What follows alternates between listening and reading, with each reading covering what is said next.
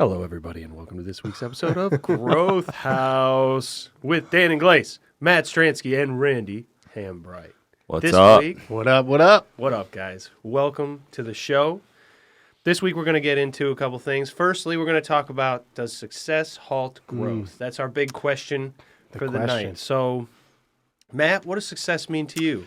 Ooh, what does it mean to me? I think success. There's a lot of areas of your life, right? Be it finance, be it personal relationships, be it fitness, be it a father, right?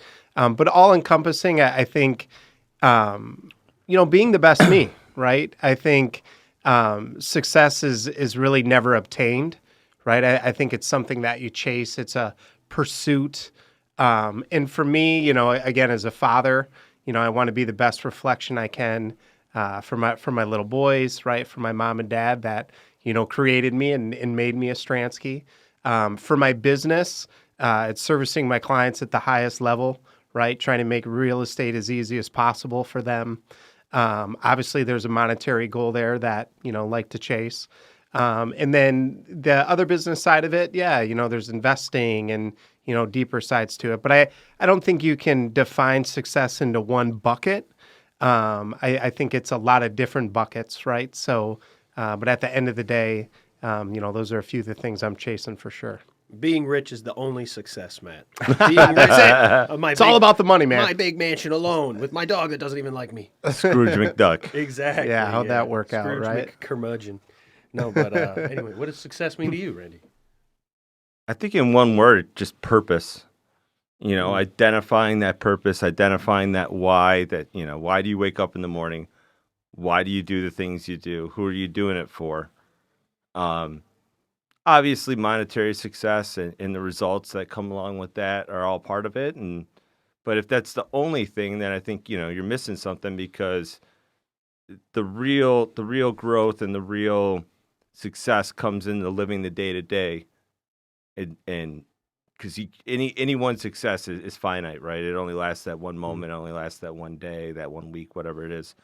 But if you're living your purpose every day, well, then then you're successful. Yeah, I like that a lot. I feel that when a success, when you feel like you've nailed it and you're like, oh, perfect, time to take the foot off of the gas. And then everything is like, wait, what happened? It's been 2 weeks, 3 weeks. Oh, my goodness, now I'm back where I was before anything good happened. Or then you got to go back to the board, try and recreate it. But what if you don't like what you had to do to get to it? Yeah, that could be depressing, right? Which is why that purpose makes a lot more sense to where you're like, if I just wake up and do these things that I know will put me in a good spot, at least even if I'm gonna just chill for the rest of the day or just spend time with the family or whatever, at least I'll be in the right place. Like I know there are times where it's like you get angry, you get frustrated, and like if you work out or if you're tired, you don't really have like. It's not like you're exhausting yourself from being frustrated, but it's more like you're just getting some let out by like For sure. If you work out or if you read or if you do something that, like you said, adds that purpose to your life. Mm-hmm. Well, I think success is elusive, just like Randy mentioned, right? It's not finite, and it's usually pretty short lived. Yeah. I know one of our favorite books we talk a lot about is Winning, and The Bus Ride to Hell. By who? Tim Grover. Gotcha. Yeah, great shout out. Check it out. Great audiobook. But in there, that's what it talks about is the minute you get the trophy, man, you, the team, the confetti, the fans, you get through the locker room, all the champagne, right? All the high fives, all the great stuff. And then you get out there and outside the bus, it says right on the outside of it, as the door opens, the bus ride back to hell. And really what that means, and it's true, right, is just like you're saying, now I've got to go through the grind, right? Like Randy said, it's a recheck. Do you want to grind? Are you ready to go after it again? Because it's ever elusive. Yeah. It's a moving target at best.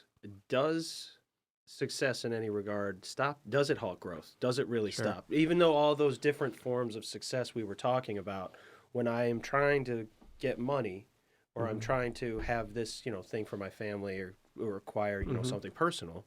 when I get it, does it slow me down in other parts that I'm pursuing, or does it slow me down in even the main strip that I'm trying to get For to? sure. I think so. I mean, the good book says, right? The man that chases two rabbits catches neither.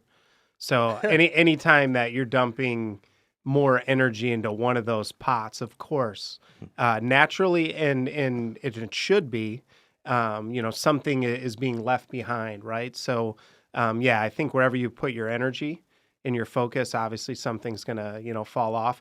I think you see a lot of athletes like that, right? You hear they're maybe not the best dads or, the best business people.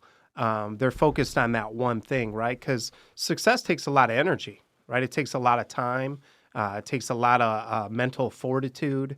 So to think that you're going to go and put all that love and energy into 7 buckets at once is pretty unlikely, right? So does it halt growth? I think it does. In not that you can't keep succeeding. Of course you can. I just think losing gives you quicker answers, right? But it's really the person, right? I think that's probably the true answer. The person that becomes satisfied is likely going to be halted by growth, right? The person that is relentless in that pursuit of just all out growth is really never going to be satisfied. And there's sometimes in my life I wonder which is better, right? Because I've been guilty of it myself. Sometimes success, it's the journey, like Randy said, right? You taste it a little bit and you're like, man, that's it. And then you taste it a little bit and you want more.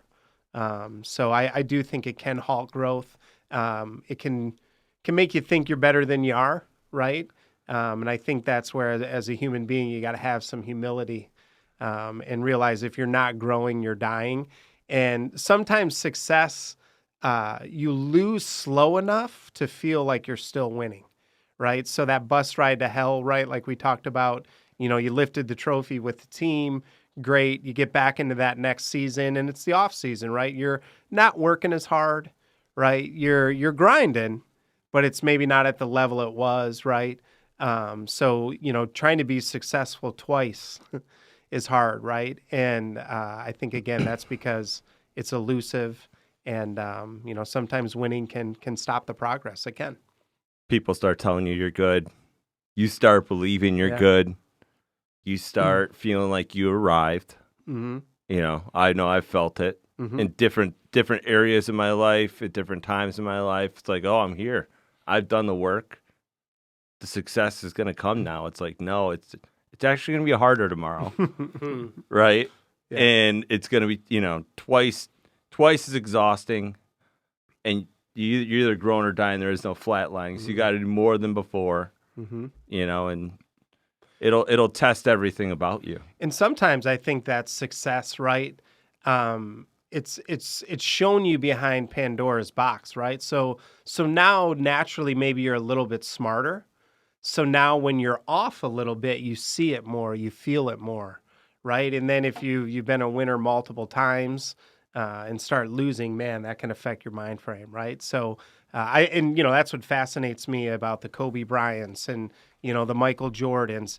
Everyone that was super successful, really had that growth mind frame, right? I love the story about Kobe, right? He gets drafted. All the other boys, are out there having fun and drinking and, popping bottles. My man went to the gym. He knew what was next, right? Yeah, but the mind frame to do that. So pretty special. I would say so. Going off of what you guys both said, I had a former girlfriend's grandmother. Mm-hmm. And I went to her house, and I myself I'm not the most religious guy. That being said, this doesn't really apply to the story here. She, grandma had on the next to the couch, a Bible that was just shredded, ripped to shreds. She held together by some parts rubber band, some parts tape. Love it. And I was just, you're curious, what is, what is it about this one that's so special? And she was like, it's not particularly that this one's special. It's that what she said was, if your Bible looks clean, if your whatever looks really clean, you're not using it every day. And going off of what you said, with like, yeah, you become successful and you want to take a break. It's like, no, you're sharpening yourself. Even with failures, maybe they sharpen you a little bit better so that when you're like you said, you're smarter. You're more apt to get in front of problems before you see them. For sure. So I like that analogy a lot. I like and that. Trying to kind of attribute it to myself where I'm all like, if I'm not a little bit, challenging myself and I'm not using myself and it doesn't feel like I feel grateful that I have the ability to go out there and try, because there are people who don't. I love it. And I, in the Bible there, I mean, really, being shredded and, that's the journey, right? That's the journey. And I think anyone that you look at, that has been successful are going to have marks, right? Are going to have scars, right? We talked about that last episode, right? So it's all encompassing. It's the fortitude, to push forward.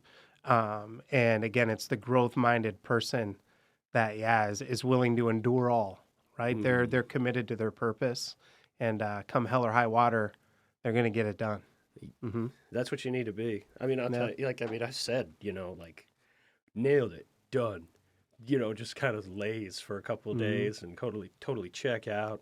And then it's like time to come back and you're like, I didn't do this. Whose brain was taking care of all this stuff? Because you totally fogged yourself in this, like, not even like, oh, I'm so great, but this thing of like, sure, it's off, and it's like, it's not, you're not supposed to throw it off. You're supposed to like get strong enough to carry it. Sure. I like would that.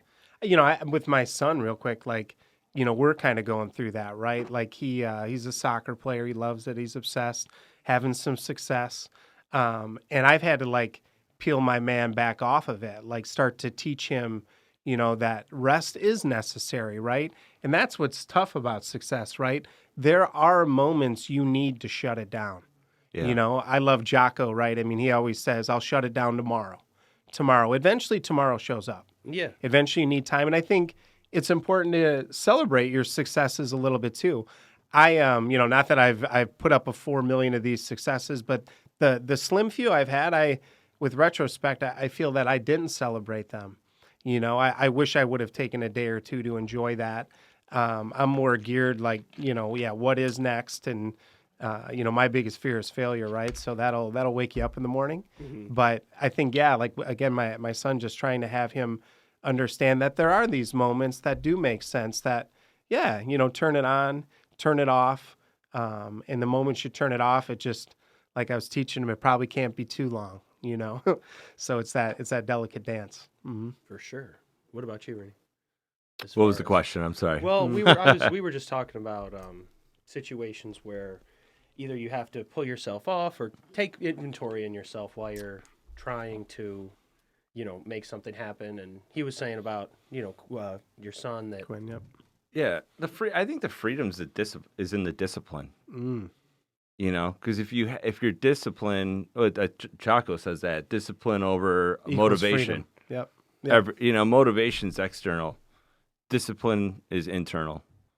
And if you have a regimen and you get up and you have your best days set in front of you and you stick to that and you do that 95, 96% of days, obviously we're all going to have bad days, sick days, whatever it is. But it's about stacking the most amount of ideal days in a row towards that goal that's going to compound. That's what, it's how you feel and how you think, and those are all, it's going to be full of different things, right? You can't control how you feel.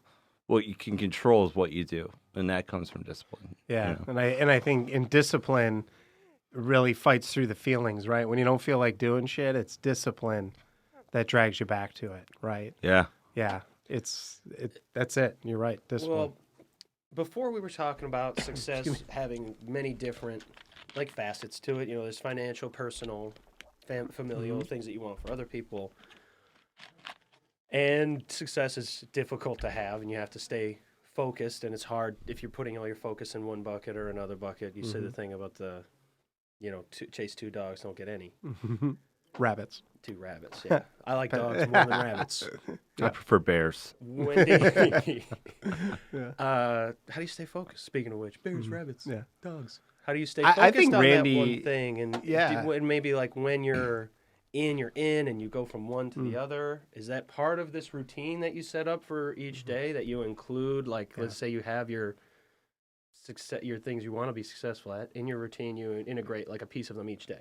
Well, I feel like if you're going like this with your motivation, then your why is not strong enough. Love it. Like, you got to be so connected to why you're doing it that it is more important than how you feel. It's more important than anything else, right? Like, I've only had that probably since my daughters were born, and not even in the beginning, right? And before, just working to get a job just because you need a job, you know, like, it just never computed with me, and it just came down to motivation. I never connected being successful with my purpose. I cared more about playing drums. You know, like, that was my purpose. I didn't care about making money. But now that's, you know, my purpose is aligned with my job and my family and everything. Like, I don't ever think about motivation. Like, that's you know, that's entry level stuff. You know, because I'm really connected to my why. Yeah. Like, How long like did it take to deeply get rid of that? What's that? How long did it take? Like, do you ever wake up and you feel like, I don't want to do this today? All the time. Yeah. you know, like, I'm human. Yeah. You know. What do you do?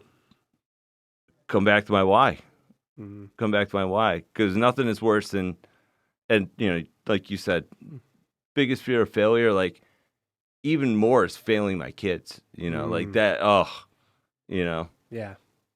Totally. I agree. I Could think there be a worse feeling? You guys are bad dads. well, and, you know, maybe some more practical things, No, you because love your Randy's kids. given you Sweet. the deep side of it. It is your why, right? Especially all of us here are entrepreneurs, right? I mean, that coin, I mean, man, you better be real clear on your why, right? But some practical things, right? The days you don't want to get out of bed, you know, how do you stay motivated, right?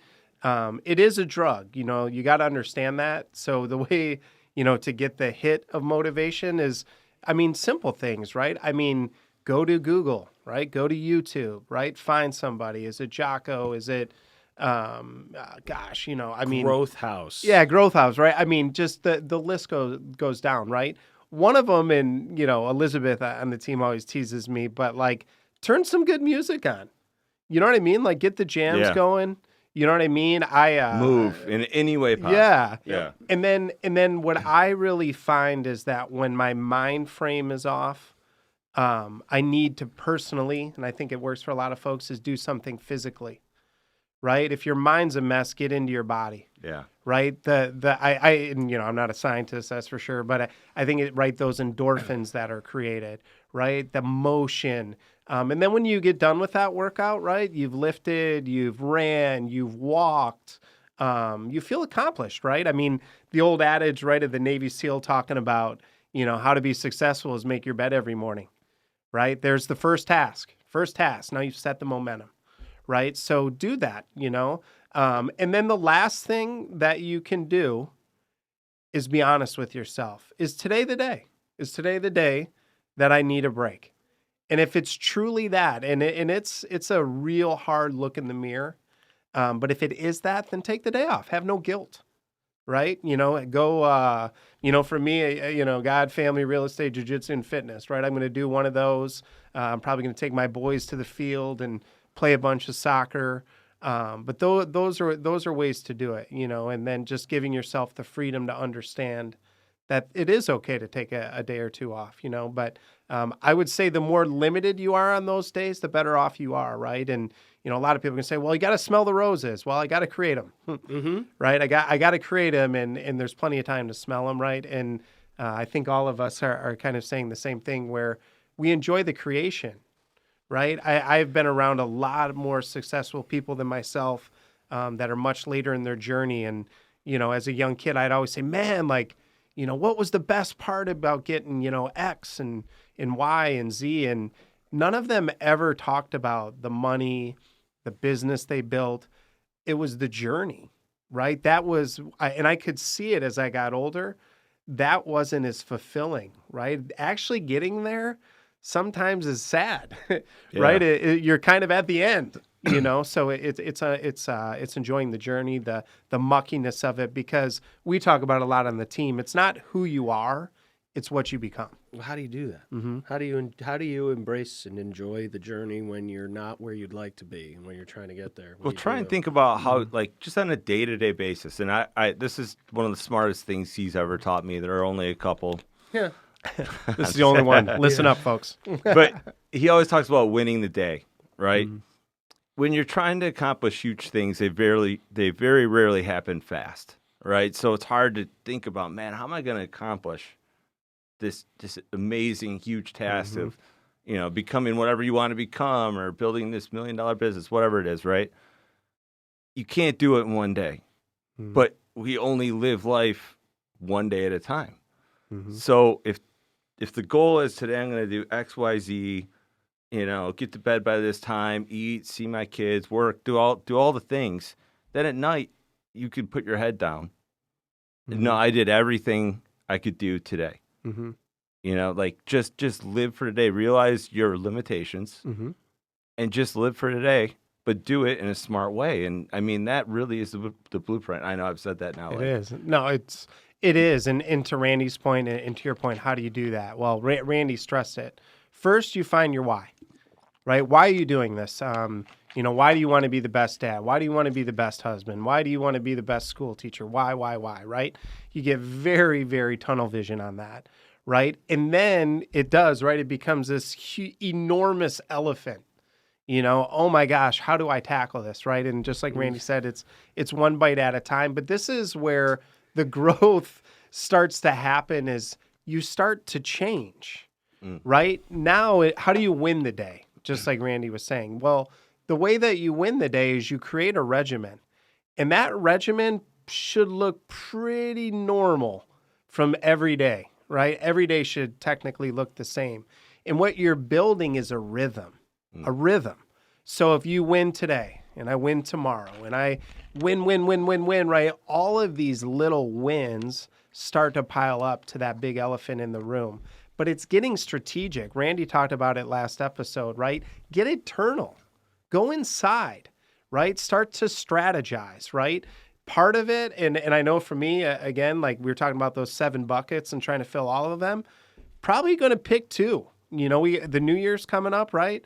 I would pick 2 or 3 things to focus on hard, right? And build that regimen around them, right? So obviously you're going to have part of your work day in there, right? You're going to have those other 2 buckets. You take the 24 hours that all of us are given and you start chopping it up, right? I believe it's Elon Musk, right? I mean, he runs his schedule, I think, every 10 minutes, right? I'm not that crazy. Mine's pretty much hour to hour, but my mornings are the same.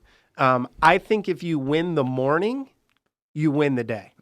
Because once again, kind of like the Navy SEAL, right? If I do this bed thing right away, I'm creating momentum, right? And then we talk about it on the team. Damn it, eat the frog, right? If you don't eat the frog in the morning, you're not going to do it later.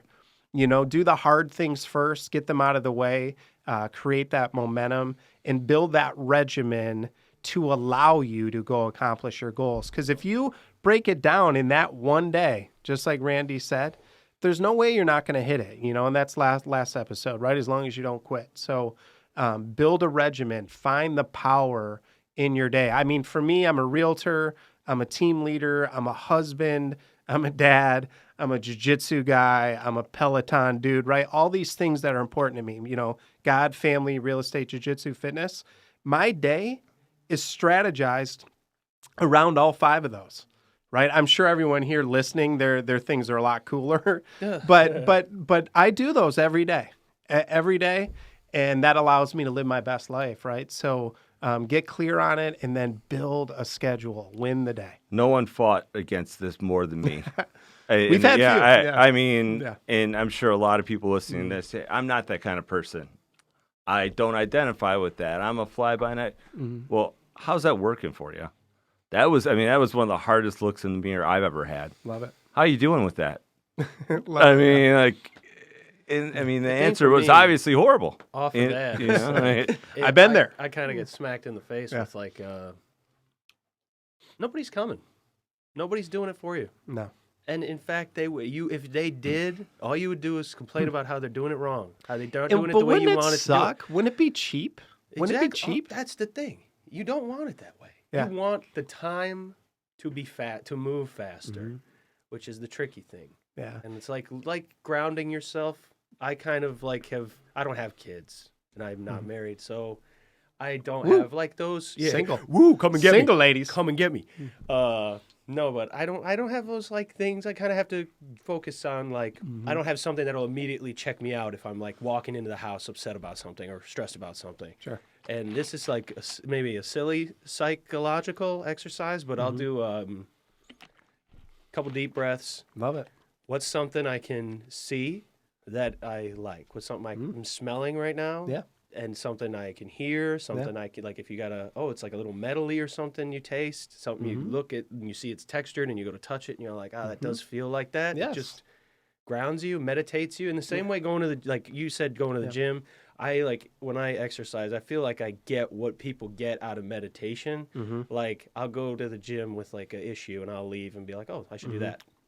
Totally. That's what I love about jiu-jitsu. I will get off this rant because I could stay on, but when I leave, it's 20 minutes, and I'm in the car, and I haven't thought about anything. Yeah. I haven't thought about anything. So yeah, and going back to it, most of the times if your mind is messed up, go to the body, go move, go push some weight, jiu-jitsu, run, walk, crawl, whatever. Yeah, beat yourself up, get in a fight. Yeah, little road rash on the nose. Oh yeah, you should see the other guy.